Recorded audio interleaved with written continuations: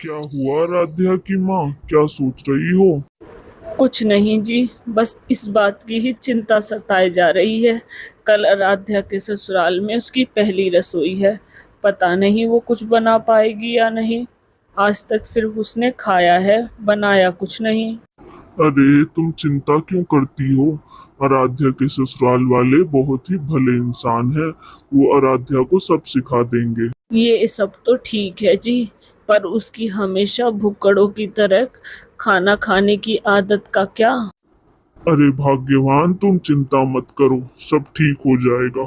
ये कहानी है आराध्या की, जो मिश्रा खानदान की छोटी बहू बनकर आई है। आराध्या बहू, आज तेरी पहली रसोई की रस्म है। तू मटर पनीर की सब्जी और पूड़ी और मीठे में गाजर का हलवा और गुलाब जामुन बना देना।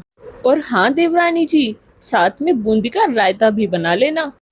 ओफो, कहाँ फंस गई आराध्या तू। आज तक सिर्फ तूने इतने खाने का ऑर्डर दिया है, कभी बनाया नहीं। ओफो, अब क्या करूं मैं। क्या हुआ देवरानी जी, क्या सोच में पड़ गई आप। खाना नहीं बनाना आता क्या आपको। नहीं नहीं जेठानी जी, ऐसी तो कोई भी बात नहीं है। आराध्या यूट्यूब से देखकर सारा खाना बनाकर तैयार कर देती है। चलो फाइनली सारा खाना तो बन गया, और खाना बनाते बनाते मुझे बहुत तेज भूख भी लगने लगी। एक काम करती हूँ, इसमें से थोड़ा खाना खा के देख लेती हूँ। स्वाद स्वाद में आराध्या भुक्कड़ों की तरह आधे से ज्यादा खाना खत्म कर देती है। हे भगवान आराध्या, तू तो थोड़ा थोड़ा करके आधे से ज्यादा खाना खा गई। चलो कोई नहीं, वैसे ही मेरे ससुराल वाले इतने पतले दुबले से तो हैं, ये लोग तो थोड़ा ही खाना खाएंगे। इतने में ही आराध्या की सास उसे आवाज लगाती है। अरे बहू, खाना लग गया हो तो टेबल पे लगा दे, सब लोग भूखे हैं।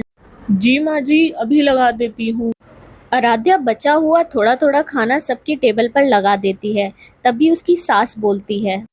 ये क्या बहू, इतना कम कम खाना क्यों बनाया है। हाँ देवरानी जी, इतना कम खाना क्यों बनाया है। हमारे रसोई घर में राशन की कमी पड़ गई है क्या। नहीं नहीं जेठानी जी, ऐसी कोई बात नहीं है। वो माँ जी, क्या है ना, मैंने अपने घर में कभी इतने लोगों का खाना नहीं बनाया, तो मुझे अंदाज़ा नहीं पड़ पाया। तो कोई बात नहीं बहू, धीरे धीरे करके अंदाज़ा पड़ जाएगा। और शेफाली बहू है ना, ये तुझे सब सिखा देगी। सभी लोग खाना खाने में लग जाते हैं, लेकिन शेफाली मन ही मन में सोचती है। देवरानी जी का पेट देखकर तो ऐसा लग रहा है जैसे आधे से ज्यादा खाना तो यही हजम कर गई हो। ऐसे ही धीरे धीरे दिन बीतते हैं, लेकिन आराध्या का भुक्कड़पना कम नहीं होता। वो पूरा दिन कुछ ना कुछ खाती ही रहती। शेफाली बहू, तुम राशन के पैसों का हिसाब रखना, और आराध्या बहू तुम सब्जियों का।